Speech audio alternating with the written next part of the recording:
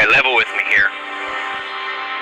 There's this idea that we live on a ball and it's spinning and we're traveling through space at unfathomable speeds, yet you can't measure it, you can't repeat it or observe it. At this point, it becomes a religion. What are you holding on to? Do you care what other people think? Are you just worried what your friends and family are going to say? Is it your satellites? Is it your aliens? There are no satellites in the vacuum of space. Satellites are satelloons. You're aliens. Let's say you're an outer space alien fanatic. What if I told you you can have your aliens too? That they come from outer space, not upper space, but outer space. They are extraterrestrials. Terrestrial meaning terrain, meaning land. So what is it? What's stopping you? You've never seen curvature with your own eyes. You never felt the earth spinning. You've never been able to observe and measure these claims. So at this point, it becomes a religion. Do you want to become free? What if there's thousands upon thousands of other continents? What if there is an actual creator? This place was designed for a purpose. This isn't an accident. Would your life change? We're all supposed to live in abundance.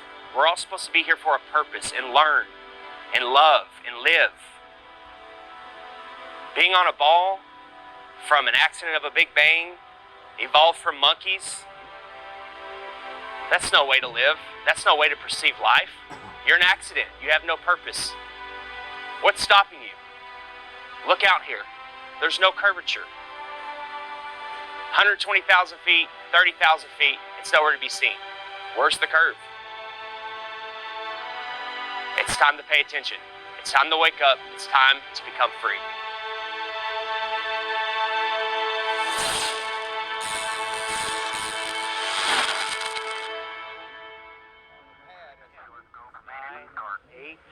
Seven, 6.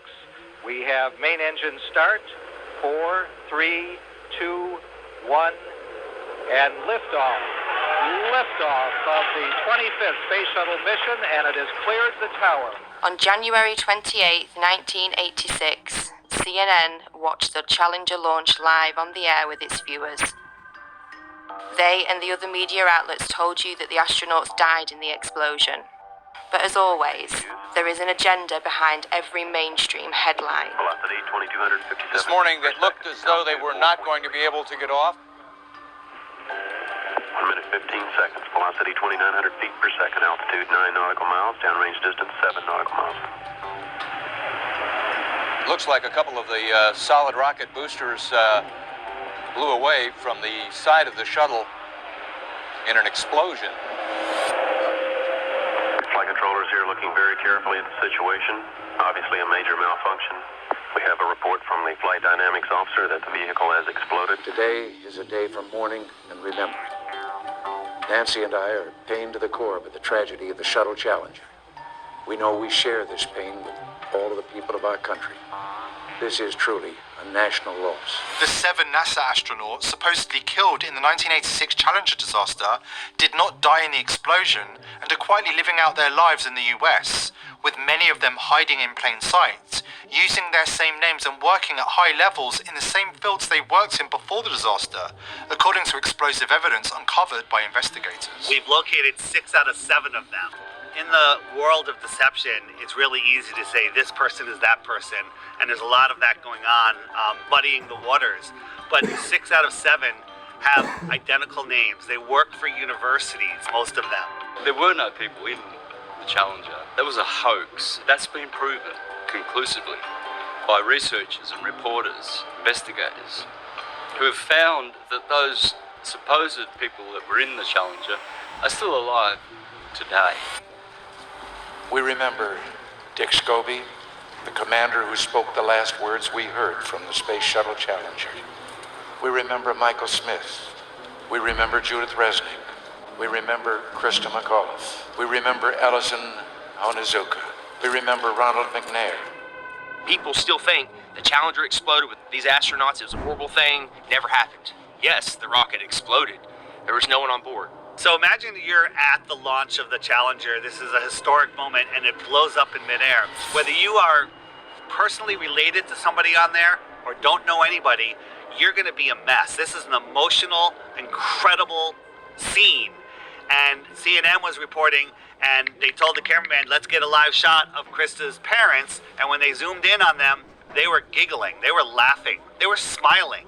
I don't know how you can put a smile on someone's face, even if you told them the funniest joke in the world at that very moment. Just look at their face. Is that the face of somebody whose daughter just blew up in the most horrific, violent accident ever? Or is that somebody playing a role, not knowing that they're on camera and thinking about the money that they may have gotten? You can hide somebody that's allegedly dead right in plain sight. All you have to do is move them a little farther away, give them a different job, claim that they're somebody else. You don't even need to change their name. So statistically speaking, the odds that almost everyone on the Challenger have exact lookalikes with exact names still existing is kind of laughable, honestly. Exact doppelgangers existing in the world with the same names, and when confronted, they get very nervous and their stories begin to conflict and they have the same mannerisms. You know, it doesn't take a lot to put it together, honestly. Let's start with former NASA astronaut Michael J. Smith, with the same name as this retired professor from the University of Wisconsin-Madison. Are you Michael Smith? Yeah. Professor at university? Retired. Retired? Yeah. Yeah. Yeah, I just stopped by because there's this room. Are you aware of that? There's a rumor on the internet. It's not me. That people are saying. Yeah, it's not me, obviously. I mean, anybody that looks at my background, looks where I was born, it's not me. I mean, it's interesting that the Michael J. Smith that was the astronaut looks something like me when we were younger, but really not, if you really look at facial recognition. You never been a pilot, never been in the military? Nothing like that. Huh. No. Okay. Yeah. That's all. And I don't respond to the emails I get. I get probably an email, maybe 2 a month. Really? Yeah, and I got one guy that's been really hounding me, and I turned it over to the FBI. Okay. Yeah, you just sure look a lot. It's the same I name. know the facial thing, but that's what we looked like. What? 40 years ago? Mm-hmm. Yeah. Okay. Yeah. Well, thank you. Yeah. Okay. Michael J. Smith, identical looks, dimples the same, teeth the same. There's really no denying it. And before he could finish the question, Michael denied it. Oh, that's not me, you know, and laughed it off. What's he going to say? Oh, you got me? Not going to happen. The driveway footage of Michael J. Smith, that's real. I mean, that can't be a deep fake, you know, so at some point, you got to stop trusting liars. We don't hide our space program. We don't keep secrets and cover things up. We do it all up front and in public. Next is former NASA astronaut Judith Resnick with an exact doppelganger working at Yale University. 37 years have passed and she hasn't even changed her name. Side by side, there's no denying it. When she's approached, she has a very odd way of not responding. Hey, Judy? How you doing? I'm from the press. I just had a quick question, if you don't mind. What press? I'm from a radio station in San Bernardino. I know there's a conspiracy about the space shuttle. No, I want to be polite. Friendly, just a question. So there's a lot of rumors about you being on that space shuttle. Obviously, you know, if you want to comment, we would really appreciate it. Kind of odd that Judith is in full panic mode when realizing the press is in her presence. She's no stranger to being in the spotlight. She even made her way into Hollywood for a quick cameo. If the choice is to allow Americans to be taken as hostages or to be executed, I'll bring my own rope. Saddam backed down, and Ambassador Wilson helped thousands get safely home. When he himself came home to the United States, he was warmly greeted by our president, who took him to the Oval Office and introduced him to the War Cabinet as an American hero. Commander Dick Scobie had a company called Cows and Trees, and when you went to his website, there was an animation of a cow taking off like a rocket with a smoke stream coming out of its backside, doing a twisty curl in the air that looked remarkably just like what we saw with the Challenger. And after we started making videos on that and it started going viral, that website disappeared, never to be seen again. And nobody could have predicted back in 1986 that in 30 some odd years from then that there would be something called the internet that would bring all this information to the tip of your fingers, and you'd be able to search through pictures, Facebooks, websites, profiles. Now these people are scared. They're hiding their profiles, they're deleting their websites, they're making their Facebooks private. Onizuka and McNair are always together. They're hanging out at NASA and always talking about themselves. Ellison Onizuka, if you look at clips of him back in 1986 when this happened, he actually spoke like, every other word was, Let me say that it's really a pleasure to be back. If you look at clips of his brother, Claude, now speaking, it's the same exact thing. Every other word is, But Ellison's dream is continued to be carried on. I think we got some, we're very fortunate that I think we're ready to go fly. Thanks for being out here today. His brother just so happens to be the spokesperson for the Challenger tragedy. Why aren't there any pictures of his brother back when this happened? Why didn't his brother speak at the funeral? Use your head. Former Governor Ariyoshi, who has a story about a picture that survived the Challenger disaster. Ellison Onizuka came to see me one day, and he wanted a family photo. And he wanted to take it up on a Challenger, and he's going to bring it back, inscribe it, and autograph it. But that Challenger accident happened, and I felt very sorry to lose Ellison.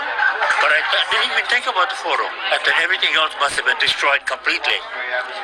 About 2 months later, Lorna Onizuka called me and told me that they found in the water, NASA found the personal preference kit of Ellison Onizuka. And she said, there were 2 things in there. One was a monk's prayer, and the other was his family portrait. So I told her, oh, then it must be in terrible condition because the astronauts, the big bang up and the ocean in the water for 2 months. She told me, no, it's in perfect condition. I said, I'm going to bring the picture over to you and present it to you. And then in the meantime, NASA got the picture and they put this together for us. Ronald McNair conveniently has a twin brother named Carl McNair who looks exactly like him and is at a lot of the events now, but was nowhere to be found when the explosion happened. Krista McAuliffe was a fairly new teacher, just 3 years at that school. To get her story planted, all of these people, the parents, the astronauts, everyone involved that you saw, a crisis actor. Cassie was at the Cape in the stands to see Tuesday's launch, a sight that she says still haunts her. Why didn't I leave too? But I thought, no, I want to stay and see it. And as she read Mike's invitation for the launch, Miss Hesse said that she doesn't know if she'll be emotionally ready for a service like that in his hometown. Since I won't be able to see you all in person, let me say thanks for coming and have a great time. And I hope you see a good show. George Bush Sr. hand-selected the teacher, Krista McAuliffe. What are the odds that 30 years later, there is a professor at Syracuse University with the name Sharon McAuliffe? I still can't believe that I'm going to actually be going into that shuttle. It just really doesn't seem possible. Krista McAuliffe was asked if she had any fears about her space shuttle flight. People really feel that space travel is safe now. It's not that earlier feeling that, oh, it's going to blow up or something's going to happen. Right at this point, I feel that I'll be okay if I go up. Well, where's Jarvis? How come you haven't located him? And the answer is, he could have died of natural causes, a heart attack, a car accident, 3, 4, 5 years later, and it would never be reported. The reason they did it was a psychological operation to justify not doing manned space flights anymore and to pull on your heartstrings with an emotional cover. So if you dare question it, then you're immoral. And then when you look into it, you find out, of course, that you have all these people still existing in the world. So basically a government version of witness protection for NASA. Our nation held a vigil by our television sets. In one cruel moment, our exhilaration turned to horror. We waited and watched. They were waiting and watching. When they saw the explosion, there was confusion. Was something wrong? The principal and teachers weren't certain either.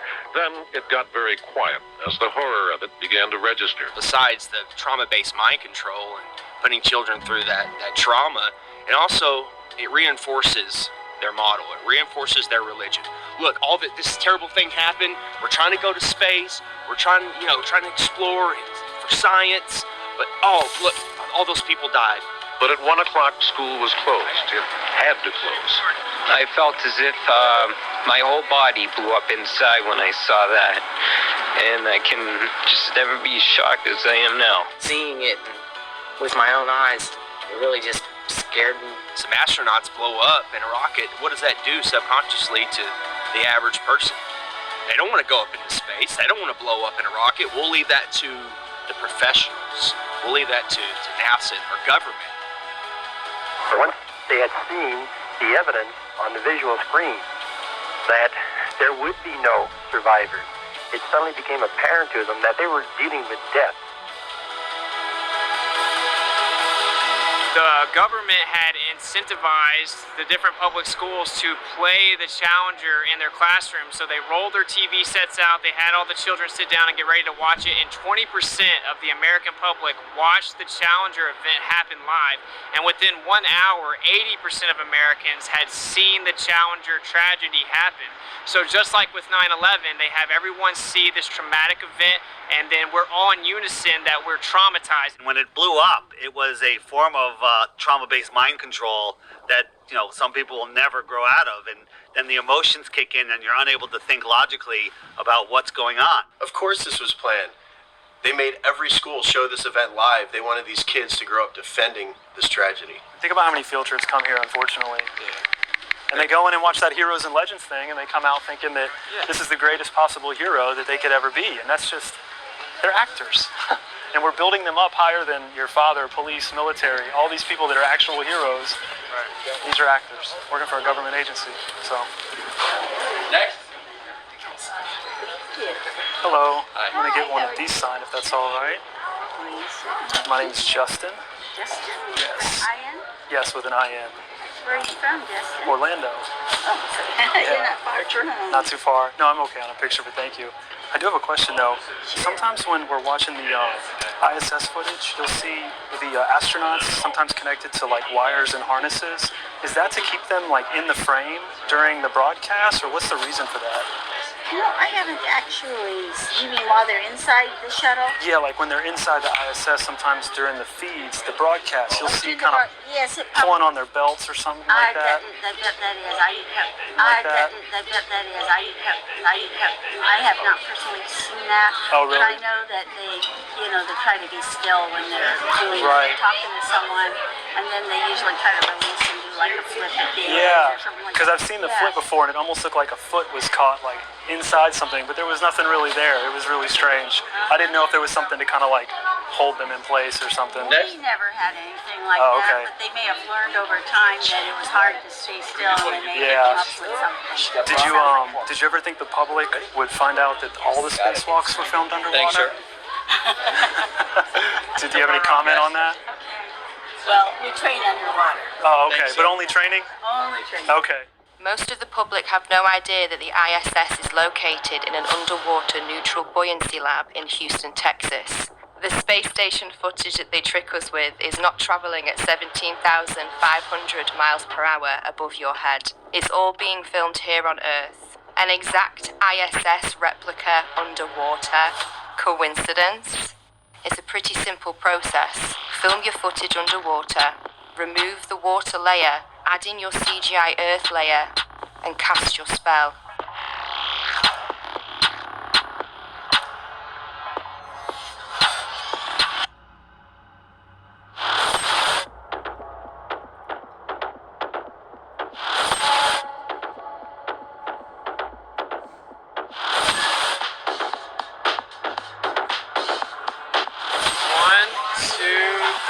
Bubbles in space. The International Space Station, that's a complete fraud. It's a complete hoax. I don't believe that all these astronauts are living up there and doing all this. Every single time that they do some type of live demonstration, you can see some type of faulty wiring, some type of glitch. They're literally being held up by strings. Green screens, wires, CGI, augmented reality, all sorts of issues. Think about this. They always have the women with long flowing hair. That would never be allowed. They literally spray hairspray in their hair to make it look like their hair is floating in zero gravity. The International Space Station, brought to you by the same guys who faked 6 moon missions. Yeah, I believe that. I don't know exactly how they're videotaping themselves. They could be on one of those zero-G planes and, doing it all in there. I'm not sure how they're doing it, but I don't believe it at all. It looks like a bunch of green screen. I don't believe that at all. The space station is a serious place.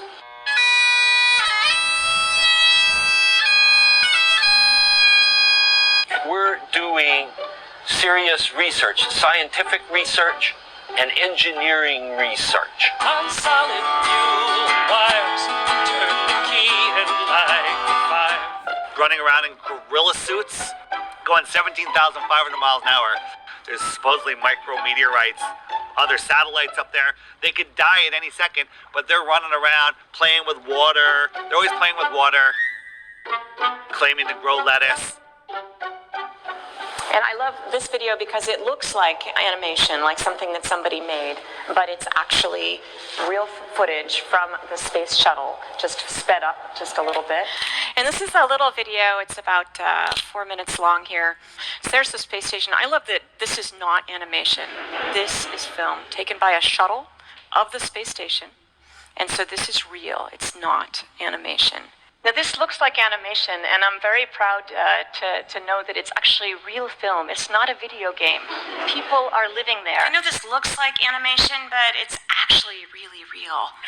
I love this video because it looks like animation. It doesn't look real, but it is real. People can watch all these ups and trickery by NASA and all these other space agencies, and all that goes out the window because they see a little light in the sky.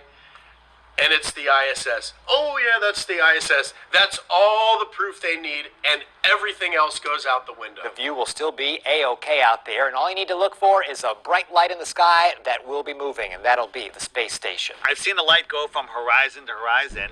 There's many problems with that light. First, it's as bright as the sun. It's really bright. How is the ISS reflecting that light as bright as the sun back to me the whole way across? Is it made of mirrors? Is that mirror following me? Right? How would somebody 10 miles away see the same reflection? Because it can't reflect in all directions.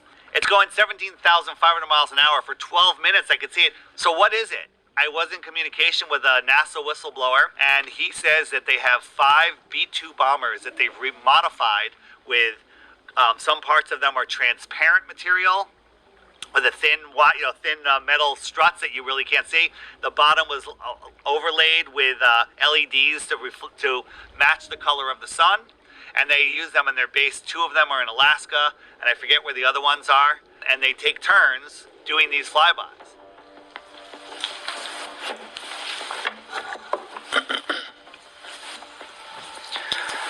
Good afternoon, Commissioners.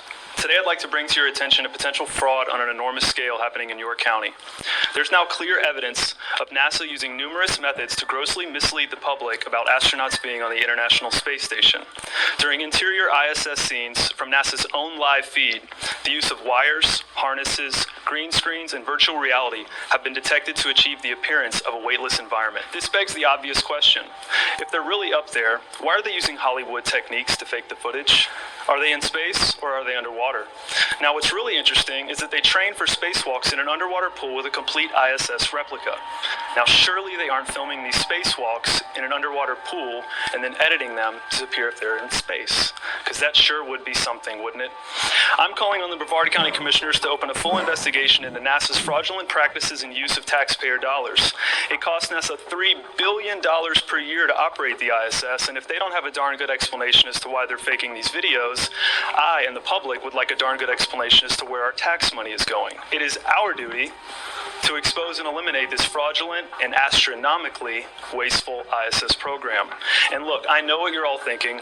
The NASA is part of the federal government, and you're just county commissioners. Even if what I'm saying is true, what can you do? But let me remind you, not only is this happening in your county, as public officials, you have the platform and the ability to make a statement or hold a press conference, alerting the public, state, and federal authorities to investigate further. You have the power to start the conversation. I look forward to the day that $3 billion annual budget is put towards our veterans, our homeless, maybe some of that mental health stuff the young lady just spoke about, and the revitalization of Brevard County. Flat Earthers pay attention. We're paying attention to NASA. We're paying attention to SpaceX. Most people aren't, but yet they'll defend it. They'll defend it. They have no idea the Earth's supposed radius. They have no idea how far the sun is supposed to be according to NASA, 93 million. They don't know. Like, how far is the sun? Like, I don't know, a couple million miles? I don't know. They have no idea, but they're defending it to the death. You know, once you start paying attention and have an open mind, pay attention.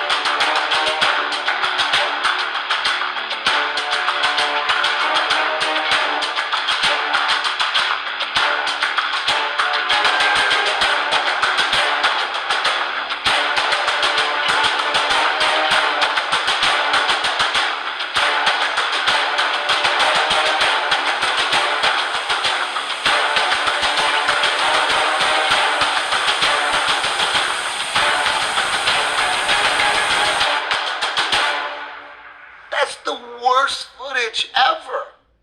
But we do want to make sure that the American people understand that there's no need to panic. The president took this action, as I mentioned earlier, because the objects were indeed flying at lower elevation, and they were in civilian airspace, and we wanted to make sure that we protected that airspace. But again, we want to also make sure that the Americans are not do not panic during this time. Wait, what? It's on a balloon? Why is there a satellite on a balloon? It's always been that way. Flat Earthers have been talking about this for a long time. One thing that isn't really discussed in the mainstream is that NASA, of course we know, spends more money on helium than anyone else in the world, and actually just upped their most recent contract to hundreds of millions of dollars for helium.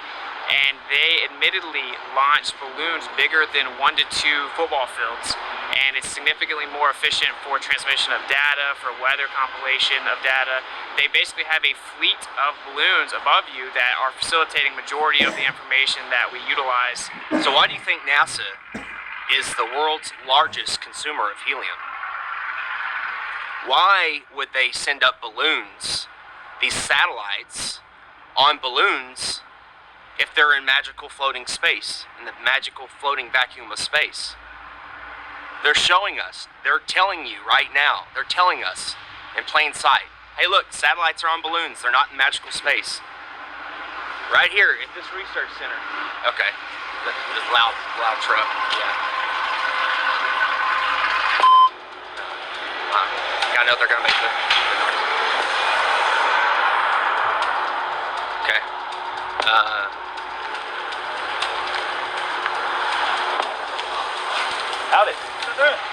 I'm just doing some filming. What? Oh, just anything we can see. We're just doing a documentary on the balloon launches and all the cool stuff. Yeah, we're independent journalists. Don't be filming me. Well, I mean, we're in public. There's no expectation of privacy. Well, we tried to call them. They said they weren't doing any tours. Yeah, they said we weren't doing any tours. Hey, of course, you got to do your due diligence and make sure there ain't nobody out there potting. Well, I get it. Like Johnson Space Center, they have armed guards. And they will shoot you. Yeah, they definitely operate. Do not run up in the air. Yeah, like you're gonna do nice. something. No, we're just infatuated with the satellites, Yeah. We didn't even know they existed. It's cool that they're all going up on balloons. We didn't even know. We were taught, they're just orbiting by themselves. Or they're shot up with rockets. Yeah, they're shot up with rockets. That's all. It makes more sense on a balloon, so we're like, okay, well, this makes I don't sense know. now. Unless they got some top secret stuff I don't know about. You don't know about any of these satellites without the balloons? The idea that you would need some type of box that free falls in orbit around a ball is really just a fiction of imagination. That we don't need that at all. We don't utilize that. Satellites have been on balloons since the 50s, and they've always been on balloons. They just lied about putting them in space. There's no evidence at all of satellites in space. They would have to have a propulsion system. Even if you believe that the Earth is a ball, you must also believe that satellites cannot propel themselves without a source to thrust. Okay? We know that they don't have engines on them. What's making them go around? They don't make sense. Then you find out NASA owns 98% of the helium. Then you find out all these satellites that crash have balloons attached to them. Then you can deduce they actually float these satellites over balloons. It's that simple. If all these satellites are moving 17,500 miles an hour, some are moving this way, some are moving that way, it's common sense. There's 50,000 of them. They're supposed to hit each other eventually, but none of them hit each other. Come on, guys. Wake up. There's no satellites. There's no proof of them. The only proof we have are things floating on balloons. Arthur C. Clarke in the 50s wrote a book theorizing about satellites falling around on Earth in an endless fall. Shortly after, we all of a sudden had satellites falling around the Earth. Now think about it. The Earth is spinning at 1,000 miles an hour. It's orbiting in an elliptical orbit, speeding up and slowing down at 66,000 miles an hour. It's chasing the sun in another curved orbit, and we somehow have geostationary satellites. That's a satellite that stays above the same plot of land. So it's mimicking the spin, it's mimicking the orbit, it's speeding up and slowing down and staying over that same plot of land, and it's just falling in an ever-ending fall. That makes absolutely no sense. And now it's openly accepted that they're on balloons, but they're making it seem like it's a new thing. And this is the new way we're going to launch satellites is on balloons, and it's cheaper, and it's just better. Like, we don't need them space ones no more. People are starting to figure it out. That's why they're going back to balloons.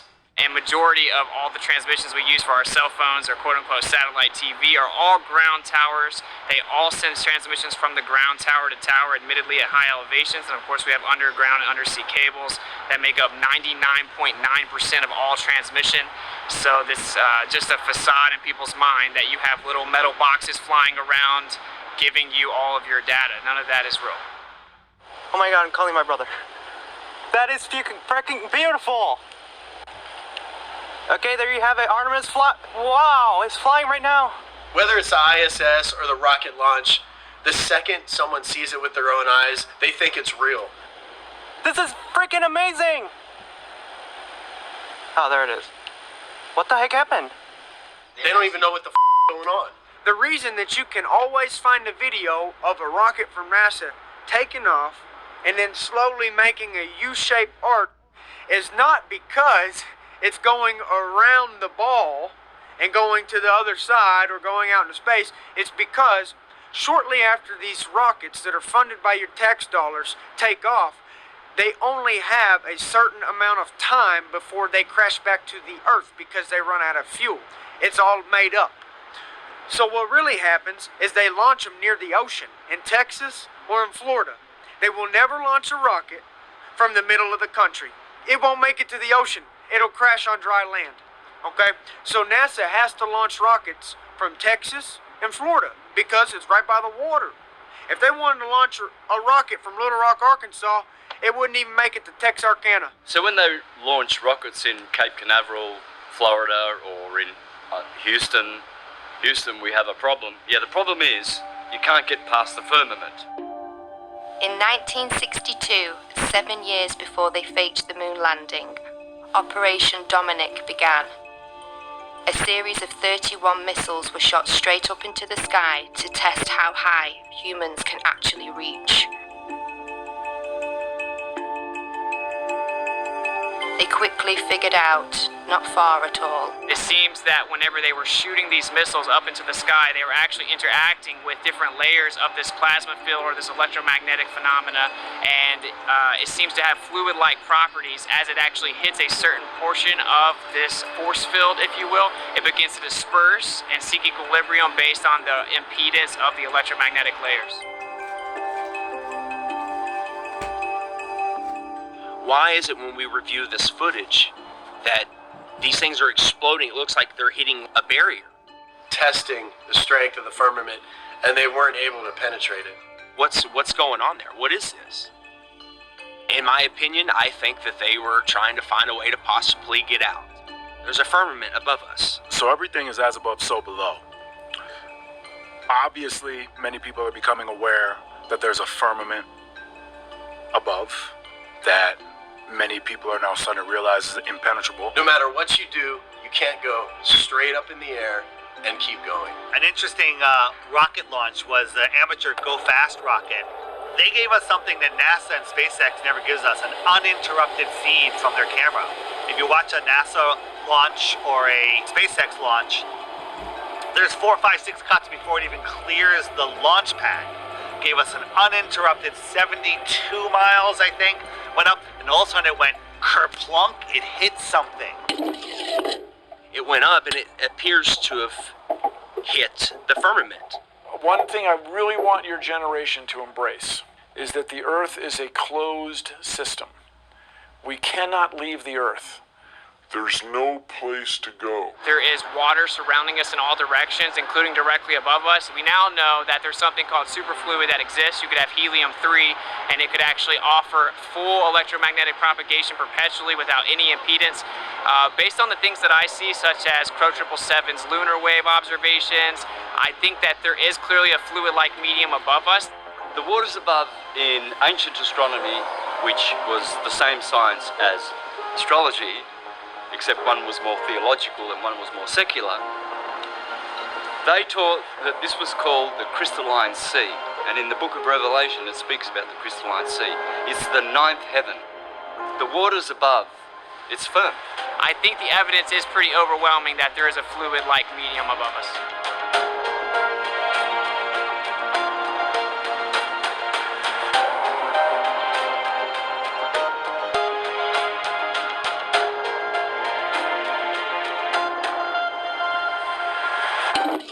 What I can tell you for sure is the water above is level, because all water finds and maintains level. I feel that's the next wave of enlightenment, is now more and more people realizing as above, so below. And the only way we can get above or below is to go within and tune our frequency to that of which surpasses and passes through. Who knows, maybe there is some kind of firmament, and we're underwater. We could be underwater. Maybe there's water above the firmament and then water down here. That could possibly be why the sky is blue, because behind it is the firmament which holds back water. As above, so below. God's throne does not sit on a convex, silly snow globe, okay? The firmament, the waters above, where he separated the waters below from above, they're flat and level. It's the sky plane. The sky only appears to curve, just like the ground. There is no curvature in the sky. There's no curvature on the earth. Well, Dave, the SpaceX Falcon 9 is going to launch from Vandenberg Air Force Base, and it's going to launch in just about a minute, maybe a little less here. Just see the trail it's leaving behind. Absolutely amazing. And to describe it to you, and you can see it, but from the ground, it almost looks as though Some of these rockets look like they're scraping across a watery firmament, kind of like a boat dragging something through the water. You see what resembles a speedboat going through water. You'll see the rocket hit the firmament, explode like watery, and then it will skim along the surface of the firmament. Why is that? Well, because it's hydrogen. It's water. I'm not sure what they're doing, but they're not flying into space. It's almost like they're just throwing it in your face. Look, we're running into a solid barrier. These rockets literally look like they're bouncing off the ocean, like a boat in the ocean, creating waves. Look at it. Look at the footage. Look at that. They're putting it in our face. It's soft disclosure. They can't just come out and say there's a firmament, we're on a flat earth, or whatever else. They can't just come out and say it. They have to show breadcrumbs. They got to show a trail of breadcrumbs. They have to boil the frogs slowly. People say, well, what's under the flat earth? Because they're thinking of a disk floating in space. We don't know what's under the flat earth because the deepest hole is 7.8 miles. And while they were digging that hole, while they were drilling that hole, they were using ground penetrating radar to see what they were going to hit next. And they were wrong every step of the way. No more rocks, no more water. They hit rocks, they hit water, right? They were wrong. And then they hit an impenetrable barrier. They tried for years to get through and they couldn't. And then they gave up. But then somehow we have a meme that shows us a cross-section of the earth, the next 4,000 miles. They know exactly what's there. They couldn't get the first 7.8 miles right, but they know the next 4,000. And everyone's seen the meme of the earth with the molten magnetic core. Another thing that they're laughing at us, because you can't have a molten magnet. Any magnet of any type, you heat it up, and before it melts, it hits the Curie point, and it loses all its magnetism. Have y'all heard about the recent claim from the heliocentric priests? They're saying that the core has stopped spinning and it's now spinning the opposite direction, which is going to cause all this chaos. Well, this morning we are learning about a shift in the Earth's inner core that sounds like the plot of a Hollywood blockbuster. Scientists say our planet's solid core, which is actually disconnected from the rest of the Earth's layers, may actually have stopped rotating and could even reverse course. What does this mean? Well, at first it sounds like something from a Hollywood movie. Right. The script says, oh my God, the core of the earth is spinning backwards. How do they know this? I just want to know, how do they know what the core is doing if they've only been down 8 miles? How is that possible? We've only, as humans, dug down a maximum depth of 8 miles. How do they know what's 3,000 miles down? Makes no sense. So if you look at a magnetic field on our ferrocell, you have something called the inertial plane or the block domain wall. That would be where we reside. We live within a magnetic field. And you can only go so far down before you're actually going to have the reciprocation of that energy or that magnetic field. We know the deepest hole ever dug is around 7.8 miles, which seemingly correlates to the deepest area in the ocean, of course, the Mariana Trench. So the way that I see it is you're actually living on the inertial plane within the magnetic field, which actually then begins to make all celestial phenomena fit perfect within the toroid. And of course, this entire idea that there's this magic magma core made of nickel and iron that's spinning at a different speed than the Earth spins is a complete fiction made up of seismic activity and speculation. And actually, when you look further into that, they say that that causes the magnetic field with something called convection currents. You have the geomagnetic field from the geodynamo model, and actually you would have a symmetrical magnetic field coming from the core. As it is a sphere, you would have the same magnetic field in the north and the south. But what the evidence actually shows is that it is not symmetrical at all, and in the south the magnetic field gets up to 30% weaker. There's something called the South Atlantic anomaly, which shows that it 100% is not some symmetrical dynamo effect causing the magnetic field. If you actually look further into the dynamo model, there's about 50 questions that have gone unanswered. They can't even get the math to work with supercomputers. It's pure speculation that they can't get to work, and it seems that actually we are just prohibited from going too far down based on pressure mediation within a magnetic field. There was a famous scientist that sent a submarine down and hit the bottom of the ocean and wasn't able to penetrate the bottom of the ocean, as if there was some type of water barrier firmament.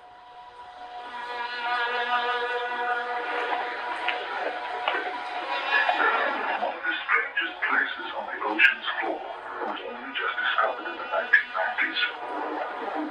The red light debris is one of a handful of people to ever see it in person. Without a doubt, one of the most amazing things that I have ever seen in the bottom of the ocean.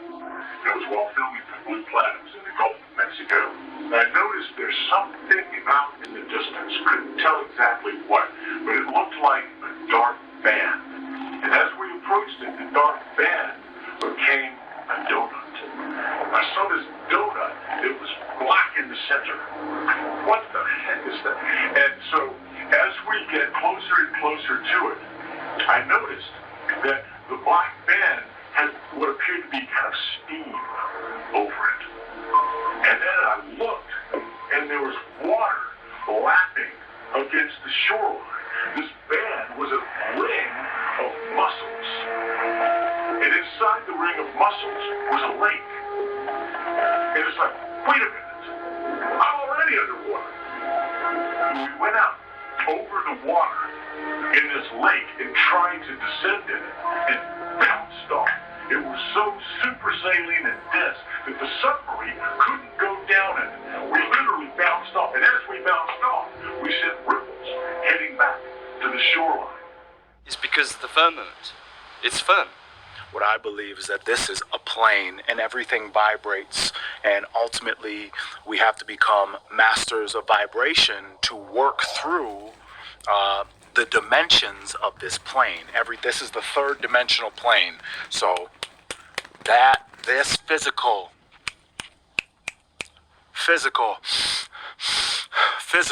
this is the physical plane. Now, if we close our eyes and we envision something, our brain doesn't know the difference between a thought and actual reality. So they teach us about gravity when we're young kids, because when you're a young kid, you kind of believe everything that you hear. They tell us that gravity was discovered by a guy named Isaac Newton. And by the time he was 23, he had discovered gravity, invented calculus, and trigonometry. Well, I'm telling you right now, none of that happened. Gravity's just a theory and an excuse, really. It's real simple. If there's a force strong enough to hold oceans to the planet, there's a force. We should all be stuck to the ground. You know, the force can hold buildings, skyscrapers, tanks, ships to it, but it can't hold a helium balloon. Helium balloon just flies away, smoke just flies. Everything should be stuck to the ground like a magnet. If there's a force holding oceans to it, it doesn't make any sense. Once you look at gravity and you try to prove that it's real, you'll discover there's no proof of it, and that there is only proof of density, buoyancy, and electrostatics.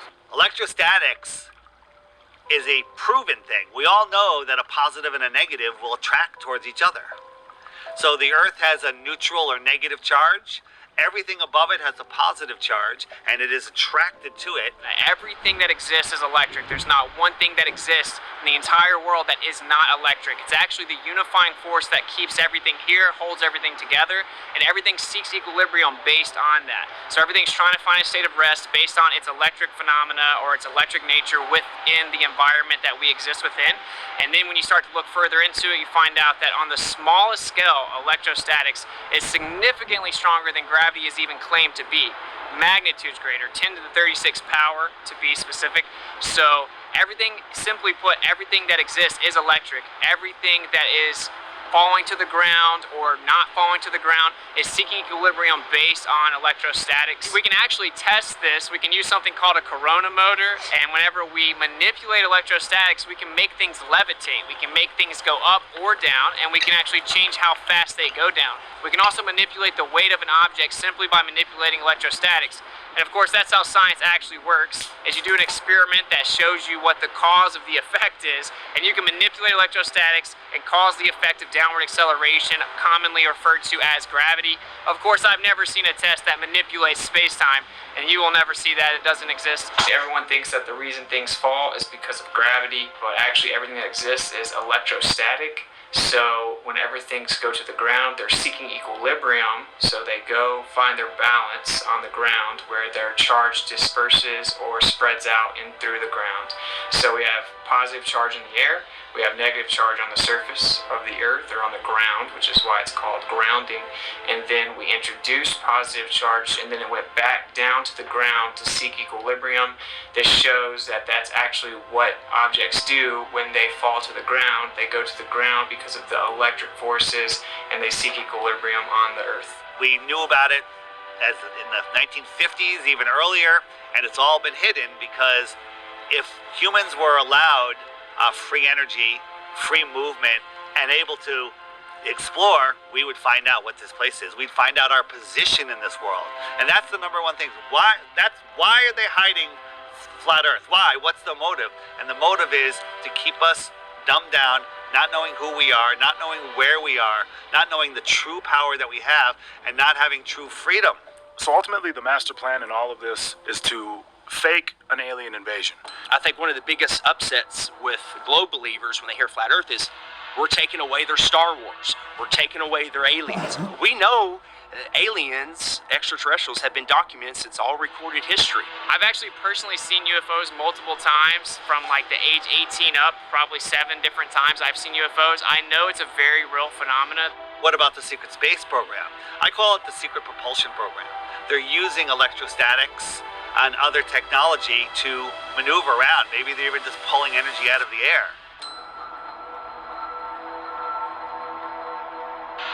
We can go back to, I think it was Reagan in his famous United Nations speech, talking about the world coming together, facing a universal threat. Perhaps we need some outside universal threat to make us recognize this common bound. I occasionally think how quickly our differences worldwide would vanish if we were facing an alien threat from outside this world.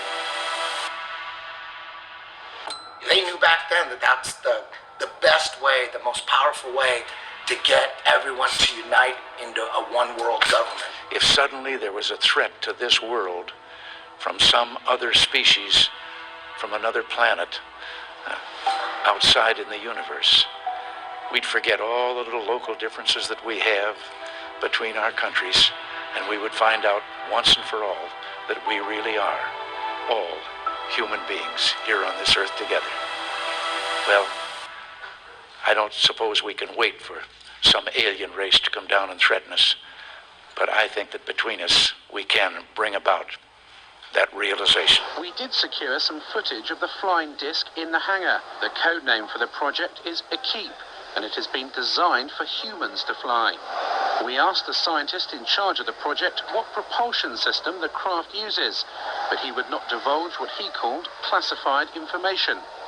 As to how much of it is man-made or something that maybe you wouldn't understand, that's a great question, who knows? But I think that they've simply reverse engineered ancient technology and then hid it from the masses so that we don't know what it is. And you can look back at the Germans and they explain that we're using electrogravitic propulsion. And so with electrogravitic propulsion, you could attain perpetual flight, you could defy, quote unquote, defy physics, you could attain all kinds of changes in angular momentum on a dime. Man-made technology that we don't understand yet. I don't know, maybe there's other humanoids or aliens, whatever you want to call them, like that way and that way, but up there, I don't believe it. UFOs are real. You guys are just confused where they come from. They don't come from some far-off planet trillions of light years away. They come from the outer lands and possibly under the ocean. I personally believe that the government is so evil that they're devising any type of plan that they can to manipulate people into one world government. They call it the New World Order. One way that they can manipulate people is by destroying cities with missiles and lasers and all sorts of destructive bombs, and then they can blame it on aliens. They can say that aliens are coming when really it's our own government. Now, man has reverse engineered that, so we do have them here now. We know our government has this technology. If they fake an alien invasion, they get the New World Order, which they want. They thought COVID lockdowns were bad. We found out that they pretty much lied to us about everything to push an agenda of more total control. We're closer than we've ever been to World War III, all of this other stuff, and now the only way for them to truly, in my mind, get what they want or supersede the timeline, speed up the timeline, is the fake and alien invasion. The moment they do that, everybody panics. The government has to step in as a one world government. All governments come together to fight an outer worldly threat. And then we're all in lockdown like you wouldn't believe, because we got to be aware of the alien viruses. I mean, we're already scared of the human viruses. Now we got to be scared of the alien viruses, and we're so that's, I think, the end game, and it's pretty easy to see that that's what they're gearing up for. That's why they're telling us there's a mothership in our... No, shut the Like, we've had this technology for years. They've taken our focus and put it up there and not to the outer lands or the extraterrestrial areas. When someone says extraterrestrial, what does that mean? It means extra terrain. So it's a lot more prevalent that the world is bigger than we know, in my opinion, than these beings are traveling millions of miles or light years away to come here. I believe they won't let us go past Antarctica. So if they won't let us go past Antarctica, my favorite show in the world is Attack on Titan. I believe they're telling us things through shows, that being one of them, that there is potential for other land outside of what we know. If there's more land out there, then why are we paying $1,500 a month to live? Or California, people are paying $3,000 to $4,000 a month in rent to live. Why would we have to do that if all of our world could fit into Texas? And then there was more land other places. Like, obviously it makes more sense. You can still have that concept, that idea, that belief, whatever you want to call it. You can still have that on flat Earth. You're not trapped in a snow globe. I honestly do believe that the government is hiding more land. There could be thousands of continents. There's definitely more than 7. I'll bet my life on it.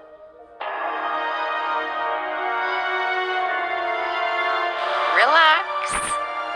This is only a visual concept, although this is scientifically possible. They have advanced aircraft that can do incredible things and move incredible speeds, but it's for here. It's for exploring this world, not scientifically impossible outer space. Little green men running around, abducting people. That's the Hollywood mainstream narrative.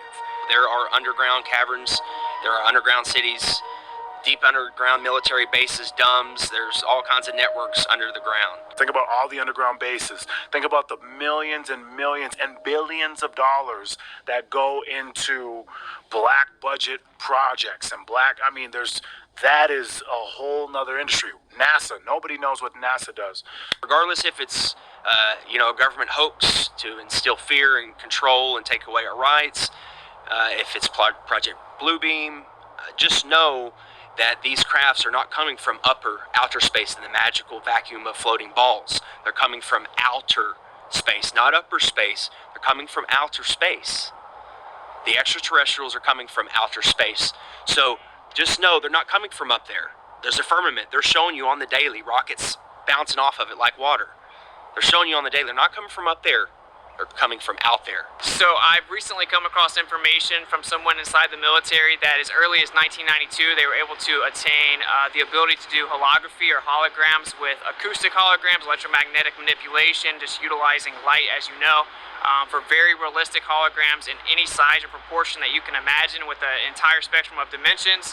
So I would just encourage anyone that does begin to see this activity in the sky to always keep in mind that it could be simple hologram technology used to manipulate you emotionally to get you to be in a state of fear. Of course, we've been warning people about that for over 7-8 years, that Blue Beam was given to us as a warning via the Secretary of Von Braun, that will be their last card. They would repeat to me over and over, and the last card, the last card, the last card would be the extraterrestrial threat. Well, at the time, I kind of laughed when he said asteroids, and when he said extraterrestrials, I knew I wasn't going to deal with that subject. And now we hear on the news just today, this week, that they've slid in another enemy. Only this time we're going to protect our satellites. In other words, we have to have some reason to spend these trillions, to waste these dollars on a space-based weapon system, and they're all lies. A lie. A spin. And Werner von Braun was trying to hint that to me back in the early 70s and right up until the moment when he died in 1977. What he told me is that there's an accelerated effort in place.